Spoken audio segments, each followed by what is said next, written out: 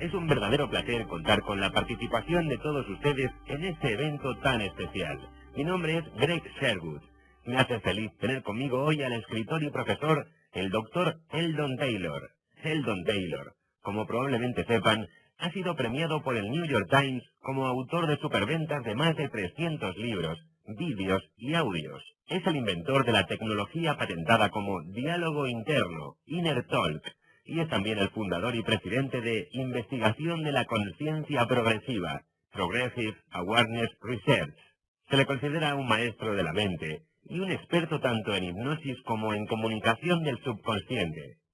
Es miembro de la Asociación Americana de Psicoterapia, American Psychotherapy Association, y es un conferenciante muy solicitado. Sus libros y su material audiovisual han sido traducidos a más de una docena de lenguas y ha vendido millones de ejemplares en el mundo entero. Dr. Eldon Taylor, muchas gracias y bienvenido a esta sesión de la Cumbre Mundial de Hay House. Es un placer, Greg. Estoy muy contento de poder hablar de este tema.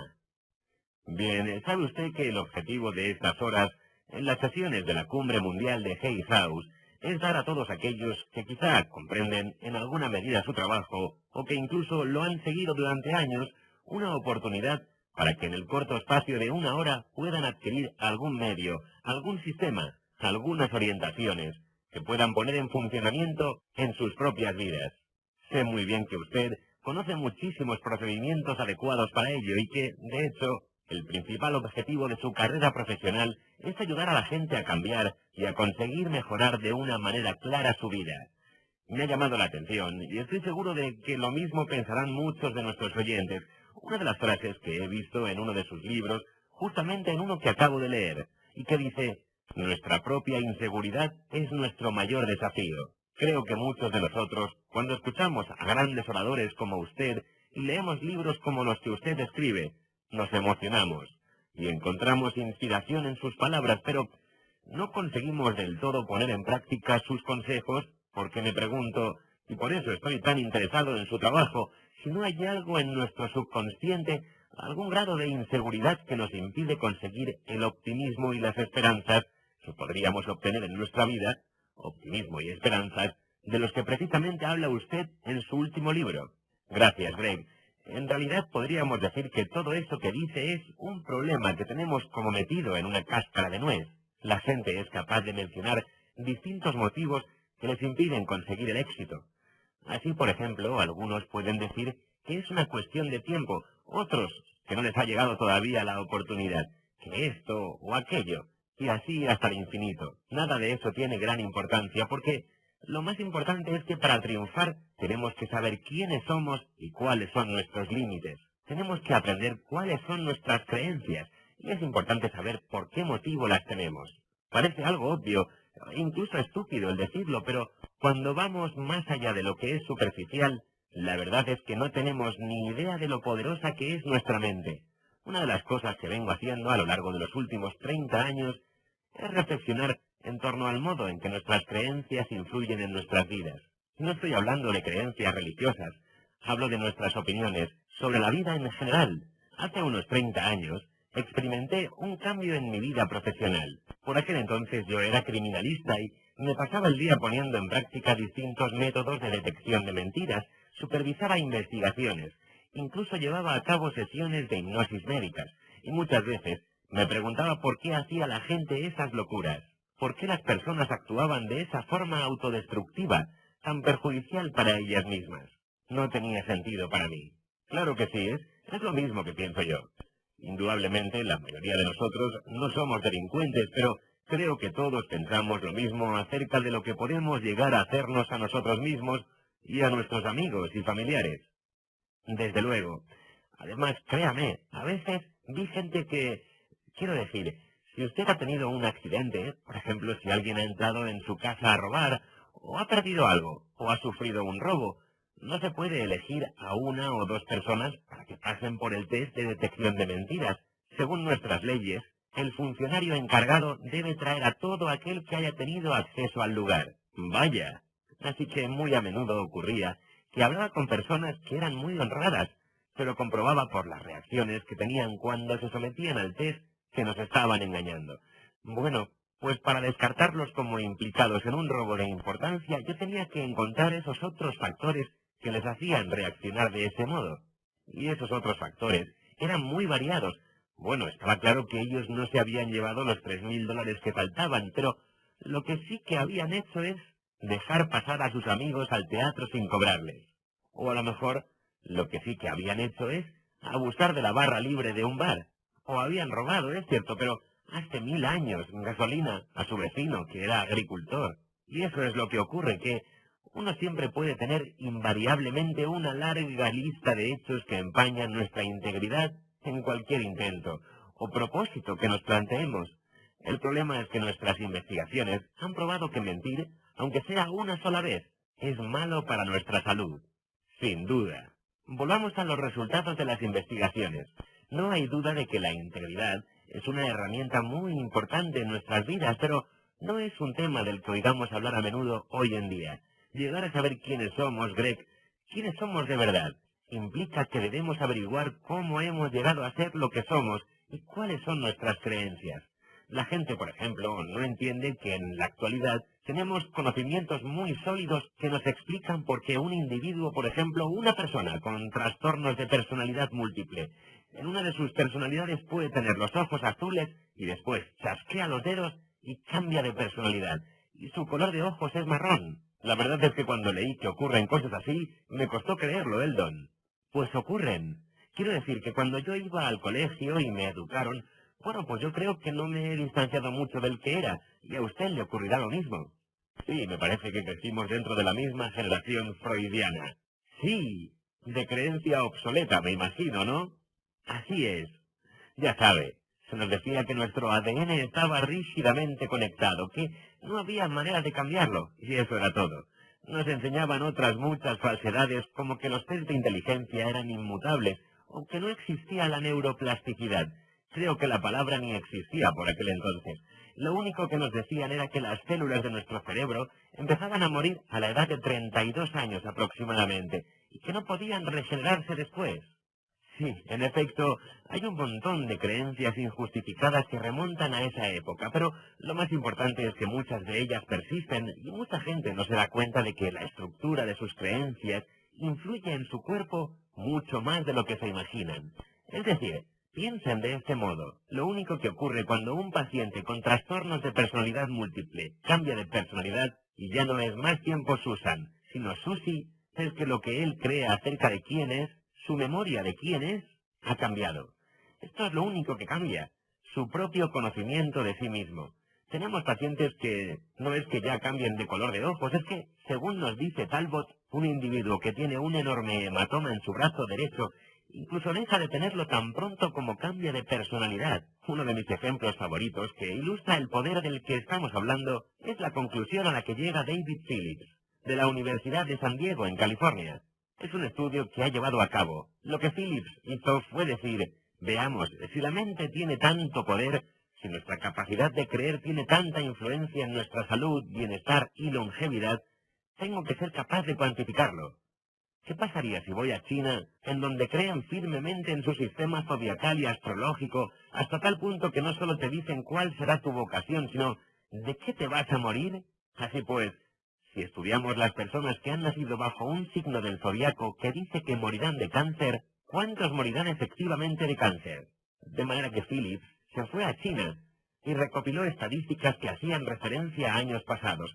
Estudió todas esas estadísticas y vio que había una correlación entre unos datos y otros significativa, absolutamente abrumadora. Si alguien había nacido bajo un signo según el cual viviría una larga vida y podía dormir tranquilo, no parece que importara lo que hiciera. Esa persona vivía una larga vida y dormía tranquilo. Pero si nacía bajo un signo según el cual moriría de un ataque al corazón, resultaba que se moría precisamente por esta causa. Fíjese en los ensayos llevados a cabo con el placebo. Claro, cuando yo iba al colegio, y usted también, se nos decía que alrededor del 20% de los pacientes iban a responder positivamente al placebo. Hoy en día, sabemos que el placebo puede ser más beneficioso que lo que llamamos medicina. Pero es que hemos aprendido más cosas. Nuestras expectativas en torno al placebo tienen tanta fuerza que si yo administro una simple pastilla blanca como una aspirina, Un 20 o un 25% de los pacientes creerán que es una aspirina, pero si la pastilla lleva grabada alguna letra, su efecto será mayor. Y si en lugar de pastilla damos una cápsula, todavía mejor. Y si además le ponemos un color a la cápsula, en función del color que sea, el efecto será más poderoso todavía. Y si presentamos la cápsula en un envase muy llamativo, entonces todavía más. Si en lugar de darle una cápsula le ponemos una inyección, usted podrá comprobar que lo que ocurre después tiene mucho que ver con el grado de expectación que tiene usted en su mente sobre el poder que ejercen este tipo de medicinas. Expectativa que está basada en el hecho de que le han programado para tener confianza en algo que tiene que ver con la eficacia, el coste y el modo de aplicación. No estamos hablando de algo psicosomático, es algo que está actuando de una manera fisiológica completamente real. Es fácil, pues, comprender que lo que nosotros creemos ejerce una influencia enorme en nuestras vidas, en nuestro bienestar, en nuestra longevidad. Es algo que la mayoría de la gente sabe a partir del sentido común. Esa es la importancia de nuestras creencias en todo lo que tiene que ver con nuestros éxitos, con nuestras relaciones con los demás, con el mundo en general. Experimentamos, ¿sabe?, lo que llamamos el efecto Pigmalión. Cojamos, por ejemplo, a un estudiante. Me encanta ese tipo de historias. Háblenos de este ejemplo, va a ser curioso. Bueno, tomemos el caso de un estudiante que puede que sea uno con problemas de aprendizaje. Lo separamos de su profesor habitual y se lo encomendamos a otro diciéndole que es un estudiante especialmente dotado. Ya sabe, su comportamiento puede resultar un poco raro, pero hay niños superdotados. Lo hemos identificado con el test de inteligencia y se lo estamos confiando a usted. Es un joven prodigio. Y lo que ocurre es que puede confiárselo a ese profesor y como él está convencido de que el estudiante es lo que él cree que es, un año más tarde, al final del curso escolar, lo que usted tiene es un estudiante que no solo ha dejado de tener problemas de aprendizaje, sino que además es el primero de la clase. A esto lo llamamos el efecto Pigmalión. Lo que sucede, bueno, una de mis historias favoritas, es de mi época, tiene que ver con Roger Bannister. Bannister decidió que iba a correr 1 milla en menos de 4 minutos. Por supuesto que todos los médicos especializados en medicina deportiva se pusieron en pie para decirle que aquello era imposible desde un punto de vista físico, que no podía ser. Bueno, pues él, a pesar de todo esto, lanzó ese desafío, que correría la milla en menos de 4 minutos, y salió en un montón de periódicos. Y por supuesto, hubo historiadores que afirmaron que los griegos ya habían intentado superar la milla en 4 minutos, y que pusieron animales salvajes a correr detrás de los que lo intentaban, pero aún así no lo consiguieron. Así que era algo que nadie podía hacer. Bueno, pues Bannister rompió esa barrera, y fue una maravillosa hazaña. Dígame, porque yo... Espera un minuto. Esto es... De acuerdo, siga. Lo realmente llamativo de la historia del récord de Bannister en la milla de los 4 minutos es que solo un mes más tarde su récord fue superado, y que 3 años después un buen número de corredores corría la milla por debajo de los 4 minutos. ¡Increíble! De manera que parece que al final lo que pensaba Bannister se trataba de algo que pensaba mucha gente, no solo una persona. Siga usted con lo que quería decir. Solo quería decir que como he crecido en la misma época que usted, puedo recordar perfectamente que se nos decía que los 4 minutos de la milla tenían que ver con la fisiología del cuerpo humano, que no había manera de superar ese tiempo. Obviamente él demostró que era posible, y la idea de que esa creencia pudo ser rebatida indica, oh Dios mío, que todo es más que relativo, incluso aquello que está más enraizado en nuestra cultura. Si realmente pones todo tu empeño en ello, puedes conseguirlo, puedes correr por debajo de los 4 minutos. Y de repente la idea establecida que todos teníamos cambia y muchas docenas de personas pueden alcanzarlo y conseguir la misma hazaña. ¿Cómo funciona esto? ¿Cómo puedo aplicar estas cosas en mi vida? Y decir, de acuerdo, Eldon, lo comprendo que estás diciendo que nuestras creencias no son más que algo concreto y rígido.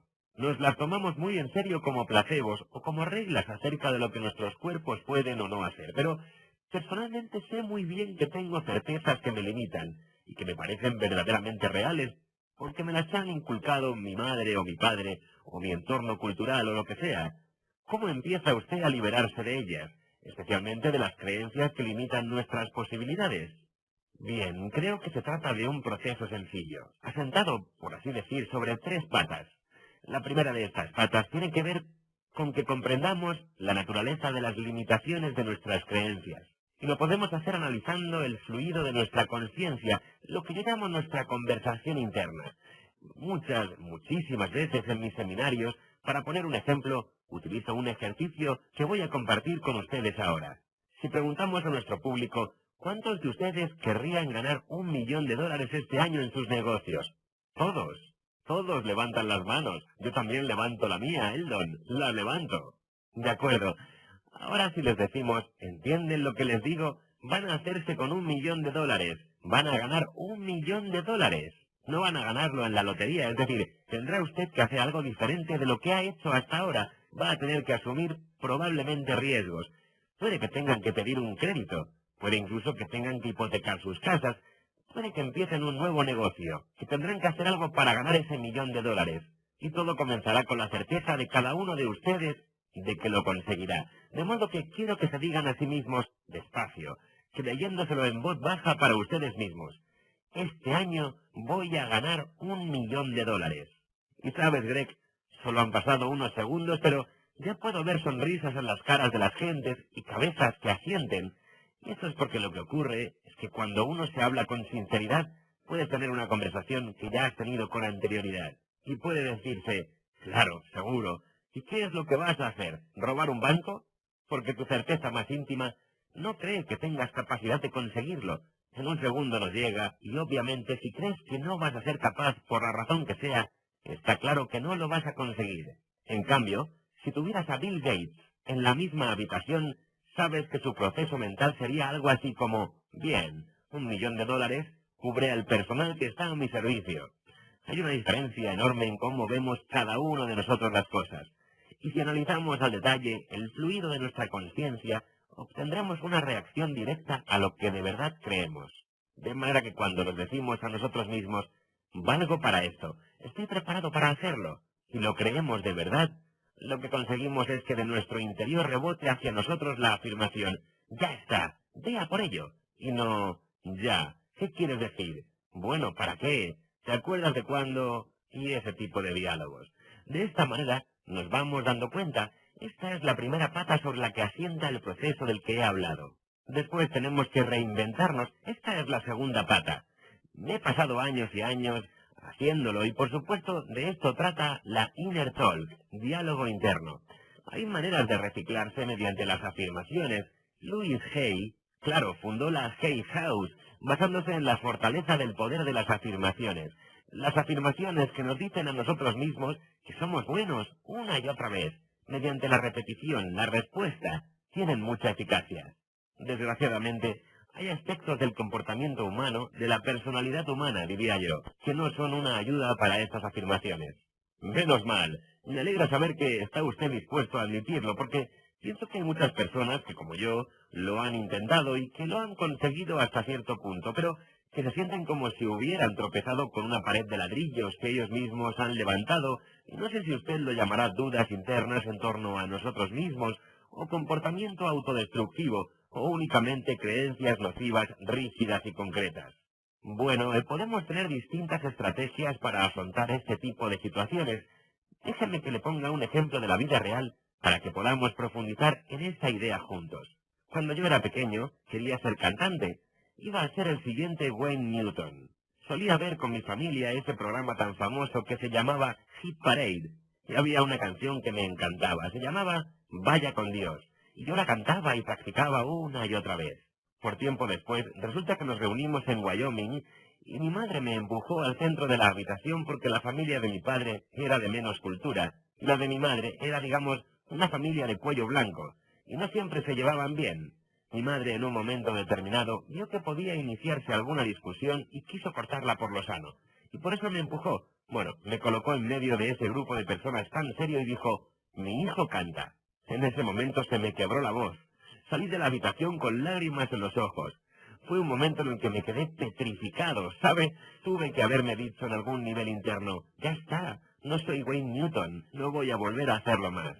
De acuerdo, no volvamos hacia atrás. En lugar de tener 6, 7, 8 años, o los que tuviera en ese momento, ahora estoy investigando en la prisión del estado de Utah, y estamos trabajando en la manera en la que los internos Deben hablarse a ellos mismos y reducir su carga de hostilidad y agresividad, interrumpiendo quizás su grado de receptividad, ¿de acuerdo? El trabajo que estamos haciendo está generando expectación y está teniendo mucho éxito. De hecho, el sistema penitenciario lo está asumiendo, lo está poniendo en práctica.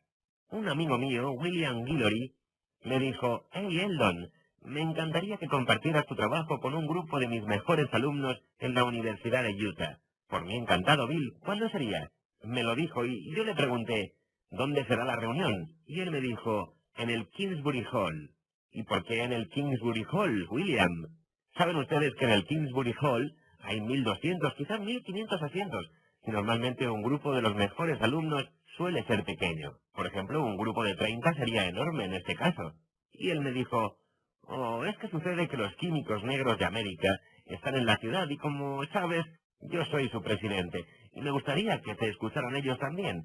Esto supondrá que habrá unos 800 químicos brillantes en tu charla». De repente se me hizo un nudo en el estómago. En esa ocasión, Greg, no podía decirte por qué, pero esa mañana conduje hacia el Kingsbury Hall, pero me detuve y me bajé del coche porque no era capaz de controlar los temblores del vehículo. Me quité el chaquetón y la camisa blanca de manga larga y me di una vuelta por la parte delantera porque para mí era evidente que tenía un neumático pinchado, por lo que no me era posible ir hasta allí. Después me volví a meter en el coche y me alejé. La verdad es que los temblores los causaba yo mismo, que estaba simplemente aterrorizado. Vaya, vaya. Tuvieron que pasar meses antes de que pudiera contarle a William lo que pasó de verdad.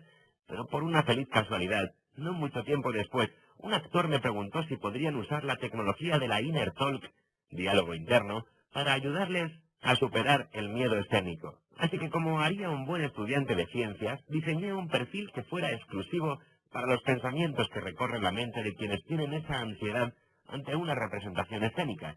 Lo puse en un programa, dejé mi despacho tarde la noche del viernes y conduje hasta una habitación que había reservado. Entré, ya tarde en ella, y decidí que tenía que contrastarlo y repasarlo. Oí el programa antes de enviarlo el lunes siguiente. Me senté en mi cama y me recosté para repasar algunas notas y me quedé dormido. ¿A qué no sabe qué pasó entonces? Pues que soñé con el día de la reunión de Wyoming y con mi madre. ¡Increíble! En otras palabras, volví a revivir aquella experiencia. Me puse tieso en la cama y supe inmediatamente cuáles eran las afirmaciones que teníamos que utilizar para neutralizar la ansiedad escénica. En ese momento, entendí por qué me daba pánico hablar en público. Era por esa experiencia. No lo hubiera descubierto, probablemente no estaríamos teniendo esta conversación en estos momentos. De manera que imagino que usted estará... Ahí está el asunto. Cuando eres pequeño puede pasar que te asusta algo. Tu habitación está a oscuras. Es como un coco en el rincón. Y llamas a tu madre, a tu padre. «Venid». Y ellos encienden la luz y te das cuenta de que no hay nada. Que ha sido la manera en que has dejado la ropa encima de la silla o de la puerta, ¿sabes? Te ríes, ellos también se ríen, cierran la puerta, apagan la luz y se van. Apagan la luz con alegría. Después cierran la puerta y se van. Todo está bien. La imagen, el cuerpo que formaban las ropas, sigue estando ahí, en la habitación, pero hay una diferencia enorme. Ahora tú sabes de qué se trata. Y como lo sabes, has perdido ya el poder que tenía sobre ti. Y así, lo que yo trato de explicar es que muy a menudo nosotros tenemos que hacer esos descubrimientos para poder sentirnos libres. Por muchas afirmaciones que te hagas a ti mismo, no vas a cambiar eso. Puedes hablarte a ti mismo hasta la extenuación. Tengo que ser positivo, confío en mí mismo, voy a dejar de temblar, voy a dejar de temblar. En fin, ¿sabe? Cosas así. Simplemente lo que tenemos que hacer es ese descubrimiento del que hablaba antes. Una de las herramientas que yo he hallado, bueno, realmente hay dos herramientas muy eficaces. Podemos tratar de ellas, pero antes he dejado lo que había considerado que era la segunda de las patas que he mencionado. Bien, hay dos herramientas muy eficaces en esta cuestión. Y son la información subliminal y las afirmaciones. Pero a menudo estos conceptos son expresados de una manera muy oscura. Tengo mis dudas en torno a la información subliminal, porque no todo lo subliminal es lo mismo exactamente. Así, si uno puede tratar la información de una manera que la mente consciente sea incapaz de discriminar y por tanto de una manera en que ella sea incapaz de argumentar contra esa información, si uno puede poner esa información en su mente, Puede hacerlo mediante algo que nosotros llamamos sombreado en nuestra técnica diálogo interno, inner talk. Si uno consigue poner esa información en su mente, entonces uno está ya poniendo en marcha su conversación interior. El otro método es la utilización de la hipnosis, un método ciertamente muy eficaz. Se puede hacer con ella muchos descubrimientos, pueden revelarse muchas cosas, pueden programar en gran medida lo que deseas que sean tus creencias mediante el uso de la hipnosis. Y la tercera, ¿puede alguien hacer eso? ¿Alguien que esté de acuerdo? ¿Podemos de hecho hacerlo por nosotros mismos? ¿O es algo para lo que no tenemos que acudir a un hipnoterapeuta profesional? Bien, ¿sabe usted? La respuesta a su pregunta es que en la mayor parte de los casos sí que puede uno hacerlo por sí mismo. De todos modos, si la cuestión es un problema de salud de importancia, siempre es recomendable acudir a un profesional sanitario. Pero si de lo que estamos hablando es de motivación, de pérdida de peso, de dejar de fumar, si estamos hablando de confianza en uno mismo, de entusiasmo, en definitiva, si nos referimos a problemas tales como el problema de hiperactividad y de atención, o de eliminar una verruga, entonces sin duda alguna estamos hablando de problemas que se pueden remediar en casa, sin acudir a nadie, porque la autohipnosis es un instrumento muy eficaz contra todos estos problemas. Sin embargo, una vez dicho esto, es curioso que usted diga, ¿es interesante que vayamos a un profesional? Y es que la verdad es que vamos cada día a un profesional, y eso mismo es una parte importante del problema al que nos enfrentamos, ¿sabe usted? La gente se sienta delante del televisor y no se da cuenta de lo importante que es el tiempo que dedica a estar delante del televisor. Lo sabemos por investigaciones muy profundas. Yo le pongo a usted, George, o a cualquier otro, sentado delante del televisor y le ofrezco $500 para que se siente ahí y permanezca en lo que se llama conciencia normal beta. Si monitorizamos su actividad cerebral, básicamente serán 3 los estados por los que usted atravesará. Probablemente son 4, pero en el cuarto estado no se es capaz ya de ver activamente. El primer estado es el estado beta. En él hay aproximadamente de 15 a 30 ciclos por segundo de actividad cerebral en cualquier propósito o intención. El estado alfa presenta de 8 a 14 ciclos. Es el estado de cuando usted se encuentra en hipnosis. Es el de cuando está meditando. Es un corte legal, ¿eh? Esa es la manera subjetiva por la que técnicamente nosotros identificamos o definimos el estado de hipnosis. Simplemente se trata de una alteración del estado usual de la actividad cerebral. Se llama, pues, alfa. De 8 a 14 ciclos por segundo. Cada vez que tenemos un sueño o movimientos rápidos de ojos, estamos en alfa. Cada vez que nos quedamos dormidos, esa especie de estado de abatimiento en el que nos estamos quedando dormidos, o bien el estado en el que estamos cuando nos vamos despertando, estados que llamamos también hipnopómpico o hipnagógico, respectivamente, todo eso es alfa. Para poder aclararlo rápidamente, le diré que todo lo que esté por debajo de ese estado lo llamamos zeta. Podemos estar en ese estado zeta cuando meditamos muy profundamente o es una hipnosis sonambulística. Por debajo de zeta se halla el estado delta. Podemos decir que ya delta es casi un estado de coma. Por esta razón no lo utilizamos con frecuencia. Preferimos siempre pararnos en el estado delta, no ir más allá. Y ahí está la cosa, en pocas palabras. Si le pongo delante del televisor y le digo, aquí hay $500, quiero que esté en beta. Le apuesto a que no lo consigue. Cuando la gente se pone delante de la televisión, usualmente tarda solo 30 segundos en estar en el estado alfa. ¡Increíble! ¿Y qué significa esto? Pues bien, mire, significa que si yo estoy puesto delante del televisor y en ese momento viene un comercial y me dice que hay una epidemia de gripe en la ciudad y que yo la voy a contraer, pero que puedo encontrar la solución si sencillamente voy a la farmacia y me compro el medicamento XYZ, yo efectivamente voy a contraer esa enfermedad. Se está creando en mí esa expectación. Es algo muy parecido a ir al hipnoterapeuta y que él nos hipnotice y nos diga, bien, usted va a enfermar, pero cuando usted despierte, deme otros $150 y yo le libraré del problema, ¿de acuerdo? Sorprendente. Y es que cuando prestamos atención a lo que sucede en los medios, nos damos cuenta de que, para no aburrirnos, tenemos que tener sensaciones que nos mantengan despiertos. Para conseguirlo tiene que haber, por tanto, muchos estímulos que nos generen esa impresión de estar despiertos. Vemos cada día en los medios cada vez más sexo y cada vez más violencia. Si nos preguntamos las razones de ello, lo vemos también en los videojuegos y también nos preguntamos las razones. Hay mucha gente que podría decir, es un error simplemente. Y después de decirlo, siguen conectados a los medios y a esos videojuegos violentos con sexo. Pero nosotros sabemos lo que pasa. Con el tiempo, la exposición constante a la violencia, al sexo, a los problemas morales que preocupan a mucha gente. Lo que consigue es que el mensaje común a todo ello, el mensaje subliminal que con seguridad extraemos del televisor, es un mensaje que nos dice que nosotros somos incapaces, que no llegamos a lo que tendríamos que llegar, y que esa deficiencia es tal que necesitamos adquirir el producto que nos venden. En otras palabras, si resulta que usted no es incapaz en modo alguno, no habrá razón para que compre el producto que quieren venderle, sea el que sea.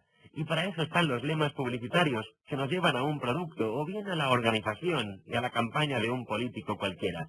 La idea de que usted es incapaz es la única gran idea de todo este montaje. A todo esto que acabo de decir, hay que añadirle el que cada vez somos más insensibles ante esos estímulos. Mire usted, si retrocedemos a los años 50 o a los 60, sí, yo diría que era a últimos de los años 50, Greg. No sé si usted se acuerda de Marilyn Monroe con su falda levantada. Claro que sí. Con su falda que se le levantaba por el aire que salía de un respiradero de ventilación que había en la acera. Y eso entonces era excitante. Pero ahora sería aburrido. Y esa es la razón del aumento constante de todos los números que podemos constatar con facilidad. Mire, por ejemplo, voy a coger el caso de la película de Sylvester Stallone, First Blood. Primera sangre, ¿le parece? Claro, de acuerdo. Pues mire, si usted ve esa película, First Blood, se dará cuenta de que el número de personas asesinadas en toda la película es solo una persona. Y eso era 1982. En cambio, en First Blood 2, Rambo, el número total de personas muertas violentamente era ya 69. En 1985, solo 3 años más tarde. En 1988 tenemos ya Rambo 3. Y el número de asesinados era ya de 132 en esta película. Pues sí que... En 2008 tenemos Rambo 4 y ahora el número de muertos que tenemos es 236. En la primera película, la única persona que moría no lo hacía hasta el minuto 29 y 31 segundos. En cambio, cuando cogemos Rambo 4, tenemos ya la primera muerte a los 3 minutos y 22 segundos de la película. Bien, espere un minuto. ¿Qué es lo que está pasando?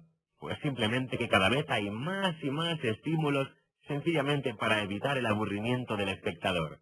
De acuerdo. Nosotros mismos nos ponemos en alfa, nos ponemos nosotros sentados ahí, delante del televisor, y por así decir, nos vaciamos completamente de nuestras creencias. Y después nos preguntamos sorprendidos, ¿por qué existen esas pegatinas que se ponen en los coches y que dicen cosas como, gracias a Dios, es viernes? O yo no me desquito, yo me despongo.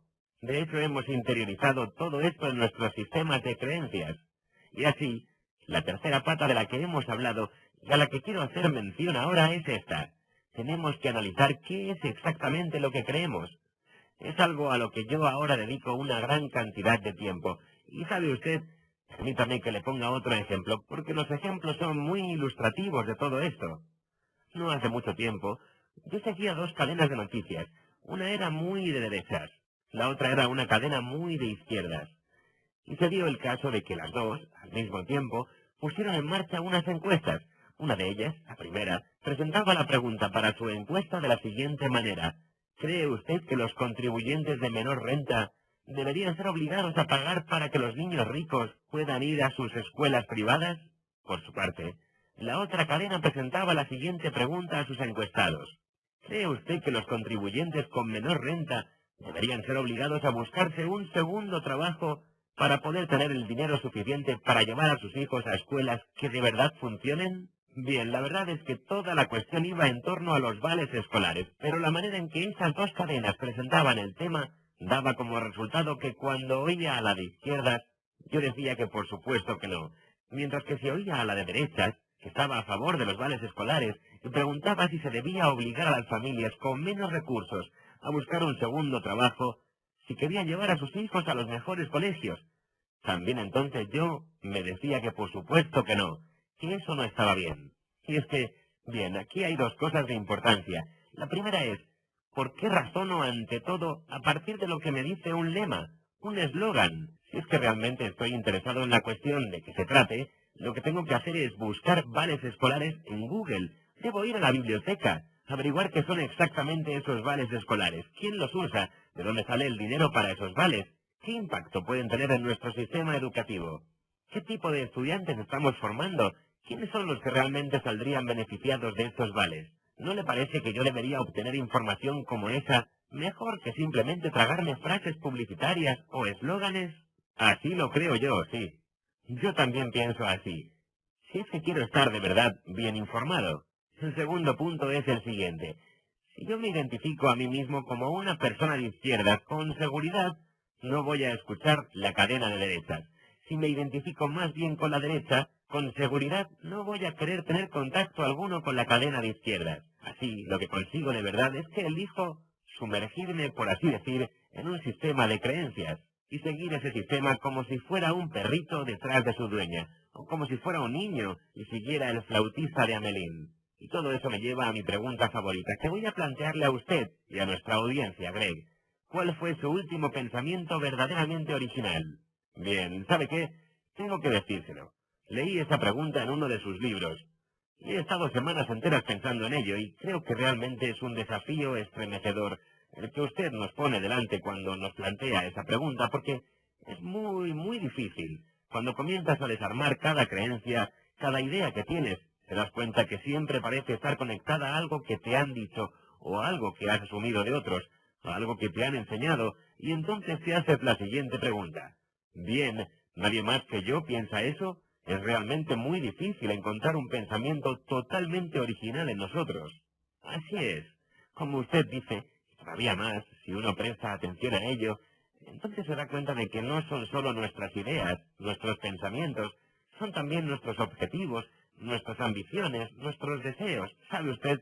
Es también el coche que quiero, la cartera que me compro, la ropa, la manera en que me visto. Es difícil darnos cuenta de hasta qué punto nos hemos convertido en seres autómatas.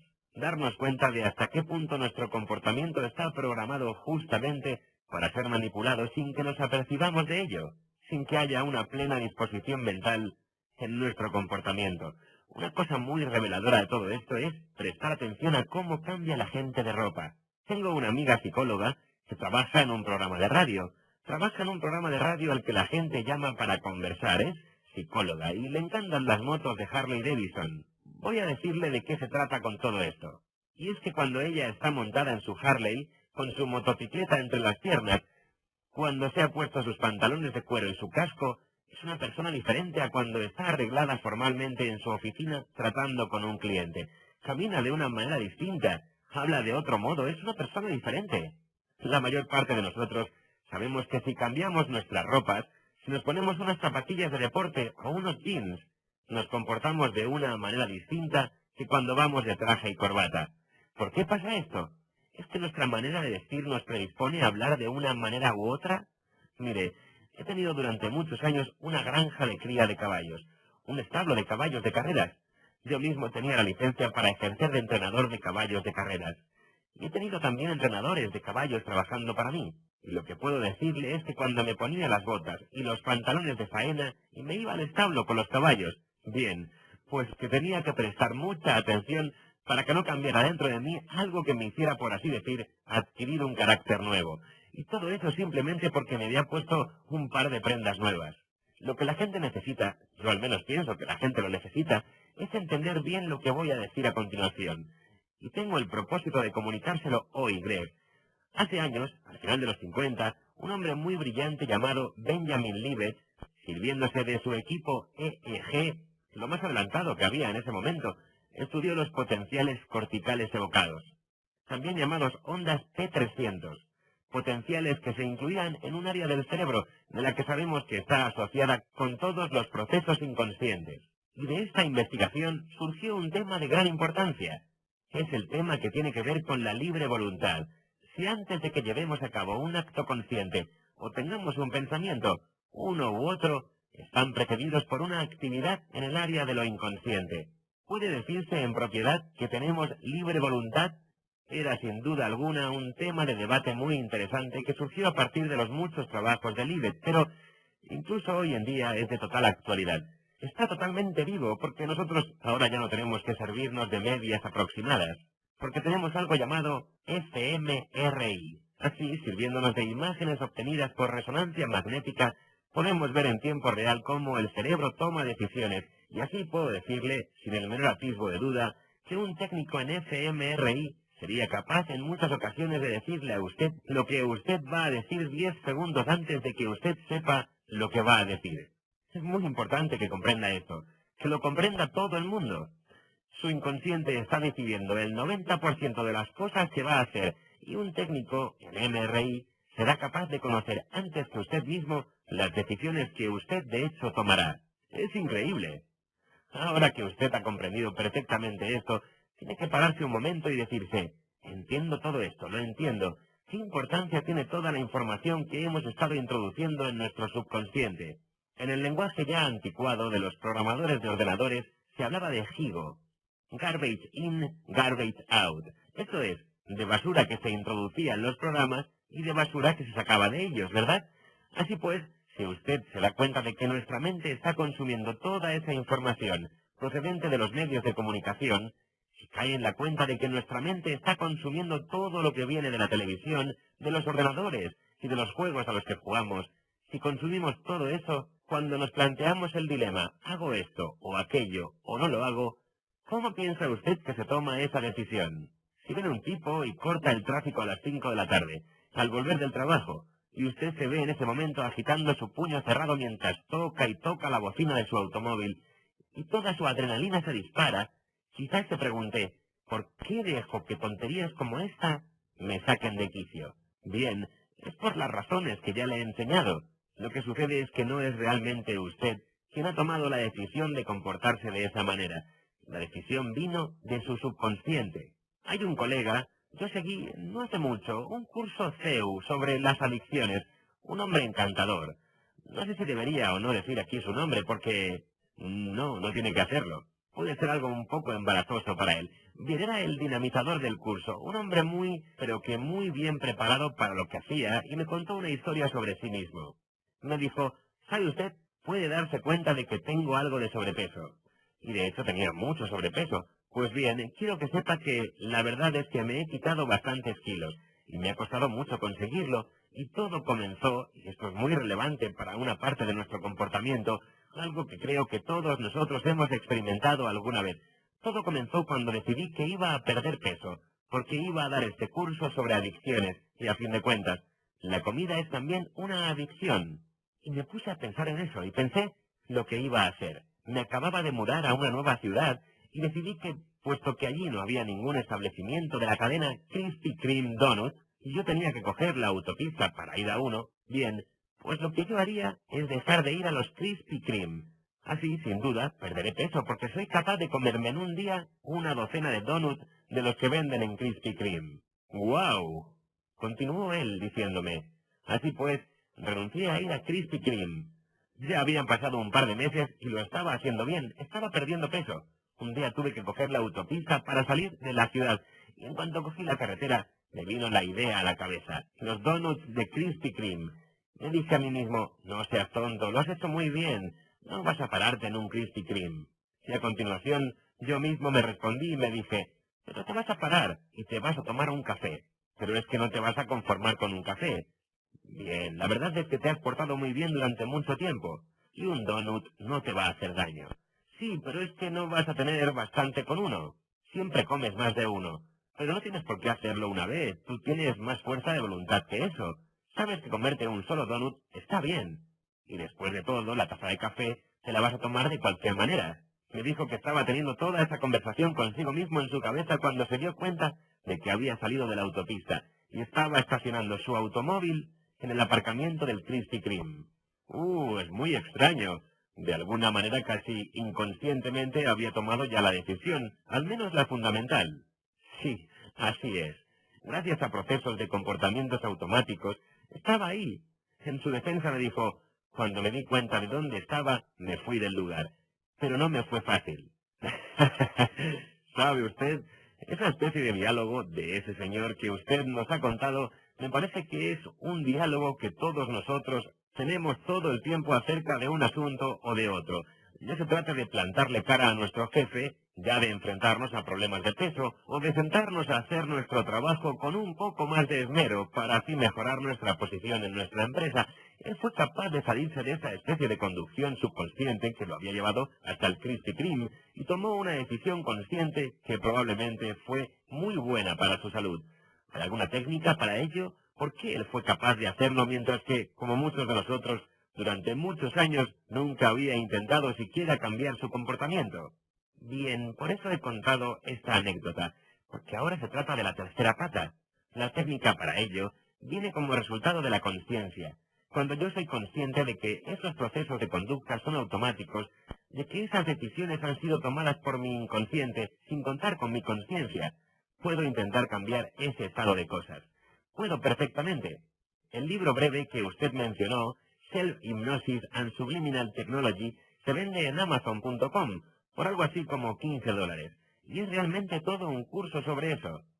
Hay House, Red Tracy y mi manager trataron juntos sobre ese tema y decidieron que teníamos que hacer un curso completo con todas las herramientas útiles y al alcance de la gente, las mismas que tendrían si se gastaran $300 o $400 en ir a un hipnoterapeuta o a una escuela de hipnosis. Y así, este breve libro proporciona todas las herramientas que se usan en la autohipnosis, enseña cómo hacerla. No es solo un libro, sino que viene con un CD que tiene sesiones reales para conseguirlo. Tiene también cierto número de programas descargables. Tiene un localizador de recursos uniforme, URL, que te dice cómo crear tu propio programa subliminal que sin duda alguna funcionará. Te muestra exactamente cómo hacerlo en tu propia casa. Solamente un testimonio muy breve. Acabo de leer su libro y es realmente extraordinario. Se podría decir, Eldon, que usted ha tirado la casa por la ventana, porque lo que ha hecho es demostrar a la gente cómo grabar y cómo crear una de esas sensaciones de inner talk para sí mismos, dependiendo de cuáles son los temas problemáticos. Ha puesto usted blanco sobre negro en cómo hacerlo. Es algo muy extraordinario. Gracias, Greg. ¿Sabe usted? Si uno lo que quiere es ganar mucho dinero, entonces no hace tal cosa. Lo haces si tu propósito es ayudar a la gente. Y ese es el propósito de Hay House. Ese es también nuestro propósito. Esa es la razón de que nosotros estemos en Hay House. Y sobre eso trata el libro. Si uno se hace con el libro, tiene el curso completo por algo así como $15. ¿Sabe? Mi libro Mind Programmation, traducción española, La programación mental, Sirio Editorial 2010, busca que todo el mundo pueda comprender cómo estamos programados y que lo comprenda en todos sus pequeños detalles. Nosotros tenemos todos esos caracteres de autoderrotas. Son parte de esa maquinaria que llamamos mente. En nuestro propio lenguaje hay algunas expresiones reales que evidencian su existencia. Así nosotros podemos llamarlos inclinaciones, prejuicios ocultos. Podemos hablar de presunciones. Pero en todo esto lo mejor es que me deje darle tan solo un par de rápidos ejemplos. ¿Se acuerda usted de Susan Boyle? ¿De America's Got Talent? Oh, claro, me encantaba, me gustaba muchísimo. Estupendo, pues esta mujer viene al caso. Ella se sube al escenario. Es una ama de casa desaliñada que realmente parece salida de un póster de los años 50 sobre cómo vestir mejor, ¿de acuerdo? Pues bien, el público se pone a balancearse con sus canciones, se ríe. A los jueces se les salen los ojos de las órbitas. Las mujeres se quedan boquiabiertas. Y todo lo que se está oyendo es una canción de lo más melifluo. Y he ahí la cuestión. ¿Qué nos hace pensar de una determinada manera acerca de un cantante? Permítame que le ponga otro ejemplo.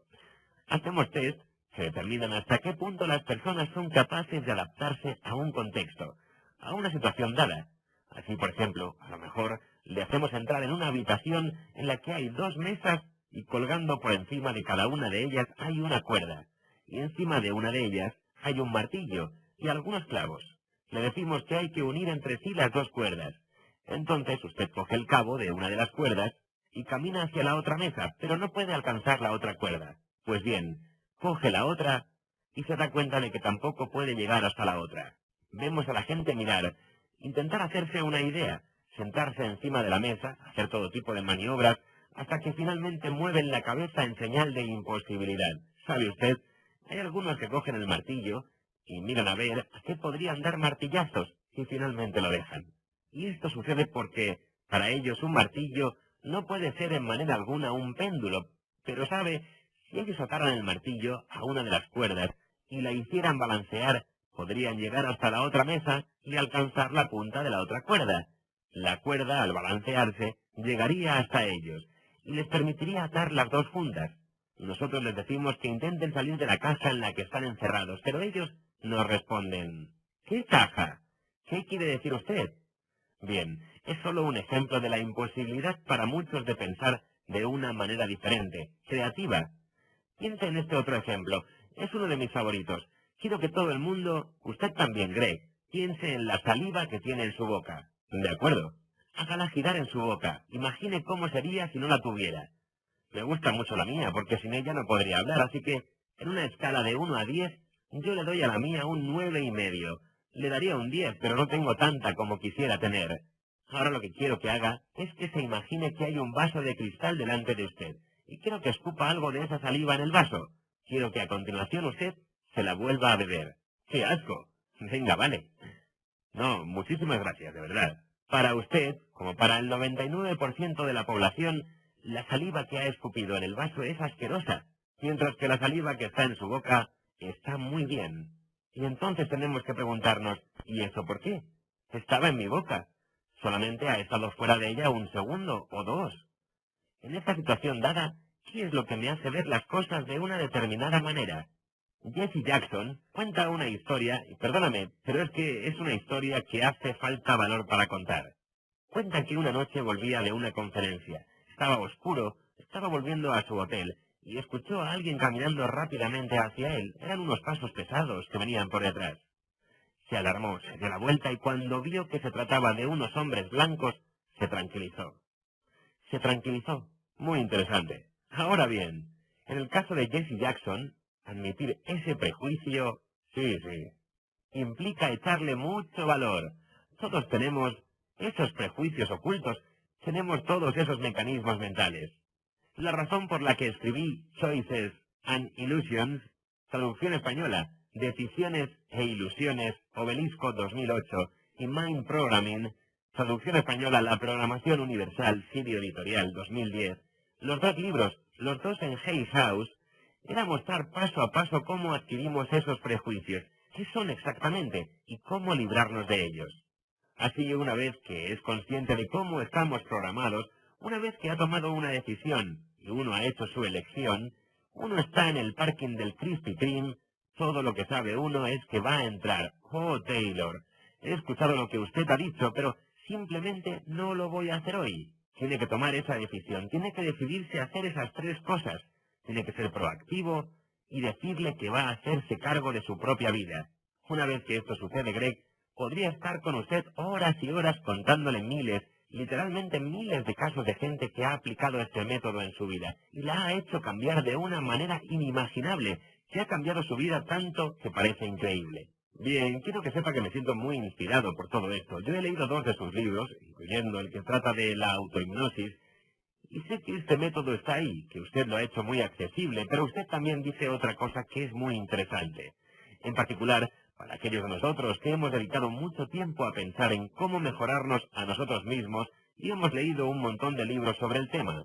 Y es que usted dice un par de veces en cada uno de esos libros algo que es para mí muy esclarecedor, y por eso quiero que le dediquemos algún tiempo, porque está un poco en contradicción con lo que oímos de muchísima gente que trabaja en este campo. Bien, no voy a darle una cita textual, pero fundamentalmente usted dice que no hay una solución mágica. Nuestro subconsciente tiene esas creencias, y esas creencias son como posesiones nuestras, y no es fácil desprenderse de ellas en un abrir y cerrar de ojos. Tiene razón. Tiene toda la razón. Y es que yo pienso que hoy en día vivimos en una sociedad que, desgraciadamente, está obsesionada con la gratificación inmediata, instantánea. Muchas de las cosas que hacemos en nuestra sociedad son cosas de usar y tirar. Todo se puede desechar. Todo se puede convertir en residuos. Sencillamente nos hacemos con uno nuevo y ya está. Y cuando se tiene esa disposición mental, uno puede pensar, qué bien, voy a hacer esos cambios de esa manera en tal cantidad de tiempo, y etcétera, etcétera. Yo no conozco a nadie que haya sido capaz de sacar el conejo de la chistera y cambiar en un instante unos comportamientos con los que lleva toda la vida. Lleva tiempo. Es una labor para hacer poco a poco. Nuestras ideas, Nuestras informaciones sobre todo esto son el resultado de un trabajo continuado. Hay un librito maravilloso al que yo tengo mucho cariño, mucho. Se llama A Little Book on the Human Shadow. En español puede verse Encuentro con la sombra, el poder del lado oscuro de la naturaleza humana, Kairos, 2000, de Robert Bly. En él, Robert Bly nos habla sobre el lado oscuro de la naturaleza humana. Gracias a investigaciones muy profundas, sabemos que hay un lado oscuro en la naturaleza del ser humano. Yo no quiero entrar propiamente en este tema, trato sobre ello en alguno de mis libros, pero hay 10 trabajos fundamentales que nos han mostrado, que nos han explicado por qué la gente no sale corriendo a ayudar a alguien que está siendo atacado.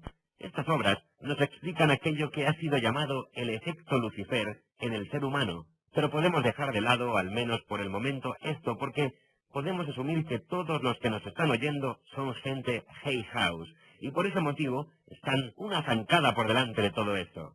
Pero la verdad es que el hecho de estar una zancada por delante de todo esto, el estar una zancada por delante, no significa en modo alguno que nosotros no hayamos tenido esos pensamientos oscuros y que no hayan venido a nuestra mente ideas tales que uno haya dicho, olvídalo, no quiero pensar eso, no quiero pensar de esa manera. Eso no significa tampoco que nosotros en un momento dado no hayamos estado lo suficientemente enojados con alguien como para haber hecho algo de lo que nos habríamos arrepentido después. No significa que nosotros no echemos en cara a alguien algo de nuestra vida hasta el punto de que reprochándoselo a esa persona no nos quitemos de encima nuestra propia responsabilidad. Y es que probablemente aquí reside el punto más flojo de todas nuestras emociones. Sé que es así después de mucha investigación sobre el tema. Aquí está la cuestión a la que quiero llegar. Bly trata sobre cómo venimos al mundo y todos nosotros somos muy espontáneos y hacemos todo lo que queremos. Como un bebé, vamos explorando todo. Pienso que incluso podríamos coger alguna cosita oscura del pañal y probar, la verdad, no sabemos hacerlo mejor. Pero ya después comienzan a decirnos, no hagas eso, no, Johnny, no te tienes que enfadar, no es bueno enfadarse, Marta, no seas envidiosa, la envidia es pecado. Y cada vez que nos dicen esas cosas, que no deberíamos tener ese sentimiento, que sentir eso está mal, nosotros comenzamos a escondernos a nosotros mismos esos sentimientos. En palabras de Bly, es como si arrastráramos detrás nuestra una enorme maleta, porque nosotros vamos cogiendo esos sentimientos y los vamos ocultando en ella. Lo que hacemos es sencillamente es ir metiendo en esa maleta cada uno de esos sentimientos. Según vamos creciendo en nuestro paso por la vida, cada vez son más y más las cosas que nos dicen que nosotros debemos hacer, que nosotros tenemos que sentir, y esto implica cosas de nosotros mismos que nos vemos en la necesidad de ocultar. Y en todo este proceso vamos acumulando un montón de cosas en esa enorme maleta. La maleta tiene todo tipo de cosas en su interior. Si le parece, ahora ya podemos apartarnos de la metáfora de Bly y volver sin más a lo que estábamos diciendo en torno a las estrategias de defensa o el conjunto psicológico de cómo funciona la mente y todos los otros temas que hemos tocado en la última hora. Todas estas cosas conforman al ser humano, y cuando un ser humano dice, he tenido un problema de autoestima en mi vida, pero no lo voy a tener más, voy a decirme a mí mismo que estoy bien y voy a estar bien. Ese ser humano que dice tal cosa ha estado en un proceso de renuncia, de negación, todo lo que ha podido, hasta que ha sido capaz de desembarazarse de esa enorme maleta, y ha sacado de ella todas las cosas que habían hecho que se deteriorara lo más profundo y puro de su naturaleza, lo que esa persona es, su genuino, su honesto ser. ¿Sabe usted? Mi hijo me preguntó, tengo un hijo que está en el Honors College de la Universidad de Washington, estoy muy orgulloso de él. Pues bien, él este último año ha sido Spoken Scholar. Vaya, felicidades. Me preguntó una vez, papá, ¿cuáles son los libros más importantes que has leído en toda tu vida? Yo le respondí que uno de ellos es un libro que tiene por título The Politics of Experience. Y puedo hacer algunas citas de él ahora mismo porque lo tengo bien presente en mi cabeza. Lo he hecho muchas veces. Robert Lyne, su autor, dice textualmente, el estar enajenado, el estar dormido, el estar inconsciente, el estar fuera de nuestra propia mente, es la condición del hombre corriente. La sociedad evalúa muy positivamente al hombre corriente, educa a sus hijos para que dejen de ser ellos mismos, y se conviertan en seres absurdos y así en seres corrientes. Los hombres corrientes han matado quizás a un centenar de millones de seres humanos, sus hermanos, en los últimos 50 años. Vaya, nosotros no somos capaces incluso de pensar adecuadamente acerca de un comportamiento nuestro que nos pone al borde de convertirnos en nada, pero es que incluso lo que pensamos es menos de lo que sabemos. Lo que sabemos es menos de lo que amamos, y lo que amamos es mucho menos de lo que existe. Y así hasta un cierto punto se puede decir que nosotros somos mucho menos de lo que en verdad podríamos ser. Las posibilidades del ser humano son enormes. Cada ser humano es un regalo. Hay una chispa divina en el interior de cada uno de ellos. El ser humano está hecho para estimar el mundo y asimismo de una manera tal que muchos ni siquiera nunca se atreverán a permitirse. A mi parecer, Greg, tiene lugar una verdadera tragedia cuando viene alguien y dice, esta es la solución mágica. Y la solución mágica, por supuesto, no funciona en absoluto, y esa persona entonces dice, bien, esa solución fue bien para todo el mundo, pero en mi caso no funcionó. Se trata sencillamente de que probablemente yo no soy capaz después de todo. Sí, eso es descorazonador, y creo que lamentablemente ocurre con frecuencia. Estamos llegando, Eldon, al final de nuestra conversación. Ha explicado de forma clara y elocuente, mediante la metáfora de Robert Bly, y yo pienso que todos nosotros podemos enfrentarnos a este hecho, y que todos llevamos con nosotros esa maleta de creencias, de predisposiciones, de hábitos de pensamiento en el camino de nuestra felicidad, en el camino de nuestra propia apertura al mundo. Ha mencionado también que realmente puede sernos de gran utilidad el ser conscientes de todo ello, quizás usando la autohipnosis para explorar cuáles fueron las experiencias iniciales que hicieron que algunas de esas creencias se instalaran en nuestra mente. ¿Hay alguna otra cosa más que nosotros podamos presentar hoy ante nuestros oyentes, juntamente con la afirmación de que hay un método, de que hay cosas que uno debe pensar para ayudarse en el proceso de ser consciente de uno mismo, y con ello quizá llegar incluso a tener pensamientos originales en última instancia? Pues bien, voy a volver atrás y voy a decirle lo mismo que digo al cierre de mi programa de radio cada semana cuando lo emito en Hay House Radio. Y es que siempre es importante, siempre es muy importante creer en uno mismo. Así pues, quiero decirles que si ustedes se hacen un propósito y alguna vez les viene a la mente un pensamiento que traiciona ese propósito, tienen a su disposición fácilmente un botón que apretar. Y es uno sencillo, pues se trata tan solo de decirle a ese pensamiento, desaparece, desaparece, desaparece. Si tienen un sentimiento negativo, si les parece que el mundo se está cayendo encima de ustedes, si están de mal humor, dense cuenta de lo siguiente. Su cerebro es primitivo, simplemente sonrían. Solo sonrían y su cerebro no sabrá que le están engañando. Su cerebro se pondrá a bombear endorfina en su cuerpo y usted se sentirá mejor. Engáñenlo hasta que lo consigan. Pero sobre todo, crean en ustedes mismos. Esa es la clave. Bien, doctor Eldon Taylor, muchas gracias por esta hora tan inspiradora. Ha sido para mí todo un regalo haber podido dedicar este tiempo a charlar con usted justo después de leer sus 2 libros. Ha sido un placer. Gracias por su tiempo. Al contrario, el placer ha sido mío. He disfrutado de cada minuto. Gracias, Greg. Que le vaya muy bien.